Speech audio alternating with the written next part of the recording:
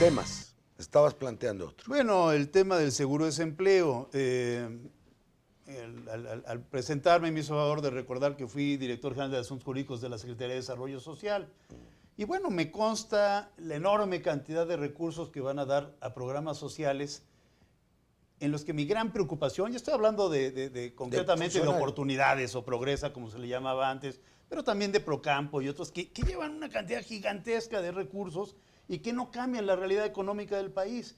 Claro Son que no. útiles para que la gente medio sobreviva, pero son programas transmisores de la pobreza intergeneracional. Exacto. Se encargan de repetir la pobreza. Por eso el mal enfoque es la pobreza, combatirla. El buen enfoque es la igualdad. ¿Qué pasaría si esos recursos que hoy son estrictamente asistenciales se convirtieran en recursos productivos? Ahí tenemos una pequeñísima institución que es FONAES, que habría que rescatar y fortalecer. ¿Es qué? FONAES, el Fondo Nacional de Empresas de Solidaridad, era el nombre original con Salinas, y luego se le cambió de empresas sociales. Este fondo se pasó de la Sedesol a la Secretaría de Economía. Cuando iba a tomar posesión Vicente Fox, fue alguna negociación entre el PRI y el PAN, o el PRD inclusive, otras. Porque se había planteado, usted recuerda que el PRD tuviese algún cogobierno con el PAN, que 3 secretarias de Estado serían, bueno, una de esas secretarías era Sedesol, no sé si para doña Amalia, para quién, pero una idea fue, oye, vamos a quitarle FONAES porque nos preocupa, porque va a tener muchos recursos, y se le pasó a la Secretaría de Economía. Pero bueno, esa es otra historia. Pero a lo que yo voy es, ¿por qué no pensar en un programa de desempleo o de empleo, si se quiere llamar más correctamente? Todo el mundo. Un programa que fomente el empleo. Protección social. Tuvimos un gran servicio que esos público recursos que hoy se pierden intergeneracionalmente puedan convertirse en actividades productivas. Y claro que pero Fox salió con la changarrización. Pues sí. Que había que darle dinero a la gente para decir su changarro. ¿Cuál sería tu diseño básico de un programa de empleo? Bueno, evidentemente que un programa de empleo de entrada no podría llegar a una, bueno, creo yo, pues no soy economista, pero a una población tan grande como la que hoy atiende oportunidades, ni tampoco se podría pero abandonar sería empleo formal de la noche a la mañana a ese programa. Pero sí ir transfiriendo de manera importante recursos de estos programas que no son productivos a programas productivos.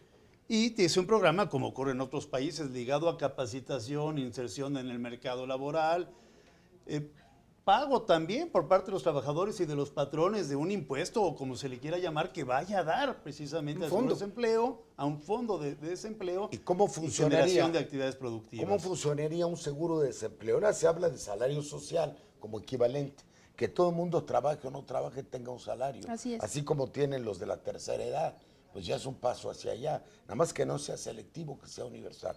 ¿Tú crees en la posibilidad en un cierto tiempo de un salario social? Debiera de haberlo. A nivel de política pública, esto es importante. Aquí en cuestión laboral hay 2 niveles, el nivel de la política pública y el nivel de lo que se deriva de las relaciones obrero-patronales. Entonces, a nivel de política pública, siendo universal, debe de existir. O sea, porque esto no solamente le da una gran alimentación al mercado interno, ¿sí?, sino que incluso le permite al trabajador, durante el tiempo que está desempleado, por ejemplo, acudir a programas de capacitación. La capacitación es muy importante en términos del empleo. Capacitación para el trabajo, capacitación en el trabajo y capacitación para la movilidad laboral. Así es, para la reconversión productiva, porque el tema es que muchos trabajadores no están suficientemente calificados para empleos que requieren mayor calificación. Sí, yo estoy de acuerdo. Yo creo que un buen proyecto laboral es como un triángulo, ¿no? Por un lado, relaciones individuales que favorezcan, sin duda, la productividad, el uso racional de los recursos, no la precariedad, no abaratar a lo tonto, sino realmente favorecer un mejor desempeño con mejores salarios. Eso. Y eso se logra, obviamente, a partir, en segundo lugar, digamos, de un proceso de negociación para lograr una productividad pactada, una flexibilidad concertada, digamos, que es muy distinta a la que se está planteando. Y favorecer a la empresa, pero en otros rubros. Claro, porque sin duda hay que ser más productivos y competitivos, eso nadie lo niega. Sin duda hay problemas en el mundo del trabajo, el problema es que esas no son las soluciones. Y abajo en ese triángulo está esta protección social, la protección universal, que tiene que ver obviamente con la posibilidad de que los trabajadores no pierdan todo cuando pierden la chamba, no pierdan la seguridad social, no dejen, digamos, de proteger a su familia, que ese es el drama que vivimos en México. Por esa razón estamos, yo diríamos, involucrados y debemos comprometernos con una reforma laboral, sin duda, porque no es buena noticia decir afuera el proyecto panista, porque evidentemente les estaríamos haciendo el juego si nada más decimos no. Lo que ocurre es que nos acaba de pasar con la reforma política, hicimos las izquierdas un gran diseño, revisamos todos los anteriores, hicimos una conferencia de prensa y nadie le interesa eso. Exacto. Nadie le interesa porque ellos tienen el control mediático del asunto. Exacto. No al proyecto patronal, no a ese proyecto precario, no a un proyecto tramposo, que a medida que va uno leyendo en cada artículo encuentra uno trampas en contra de los trabajadores y siempre en favor de los empresarios. Es un proyecto huizachero. Yo diría que se necesita un proyecto responsable que responda en efecto a los problemas del mundo del trabajo, a la necesidad de una economía globalizada, altamente productiva, pero protegiendo a los trabajadores y dando seguridad jurídica a las empresas y al país. Debemos involucrarnos en eso y involucrar temas como el de la justicia laboral, que me parece clave. Todo pasa por el tema de la justicia y hoy en México las juntas son absolutamente parciales, son totalmente ineficaces y creo que si nos involucramos en esta idea que combine productividad con distribución de beneficios, libertad con responsabilidad. Ha dicho algo muy importante, nuestro proyecto de reforma laboral no es antiempresa, eso es muy importante. En nuestro tiempo, cuando yo fui secretario del Trabajo, el costo de la mano de obra en el promedio, dependía de la rama de industria, era como el 28%. Ahora es como el 12, el 13%. ¿Qué es lo que necesitamos nosotros a los empresarios? Pues había mucho diálogo social. Hombre, hay que bajar el costo financiero, porque entonces el costo financiero promedio también de una empresa era 8%, no es 40%, ¿no? Entonces tú tienes que bajar los costos a la empresa, ¿me entiendes? Y no el costo de la mano de obra, que es del que sale el mercado interno, la dignidad de la gente y la eficiencia en el trabajo. En este país de simulación hemos terminado en que el patrón hace como que paga y el trabajador hace como que trabaja, ¿no es eso? Es parte de la simulación, ¿no? No, y usted lo dijo bien, el mercado interno, eso parece que está fuera del proyecto, parece que seguimos pensando que los vecinos del norte nos van a comprar todo lo que produzcamos aquí barato. Y ya vimos que ellos también se enferman, y se enferman durísimo, y los que resultan más afectados por la enfermedad de ellos somos nosotros. ¿Por qué? Porque no tenemos un mercado interno, porque hemos depauperizado nuestros salarios. Tenemos mucha gente en el desempleo, pero la que está empleada no tiene con qué vivir. El salario constitucional, a lo mejor ya no podemos sostener que una persona sostenga una familia, y menos de aquellas familias de esos años. Ahora hay varios salarios por familia. Pues en otros países lo han logrado. Lo impresionante claro que sí, eso es que los que diseñaron el proyecto fueron totalmente resistentes a la academia. Tú sabes que no querían que ni un solo profesor, ni un solo investigador interviniera. Solo lo hicieron un poco en secreto para poder darle chance a los abogados empresariales que hicieran su pliego petitorio. ¿Por qué es eso? Un pliego petitorio de la Coparmex en esencia. Se trata de involucrar las experiencias internacionales exitosas que han logrado colocar a los países... cínico de derecha, como no hay ninguno en el mundo. ¿Es huizachero o es lozanachero? No hay un proyecto político que tiene que ver con la militarización del país que quiere encabezar Lozano. Un proyecto de un país militarizado con los trabajadores secuestrados. ¿No ves una relación ahí?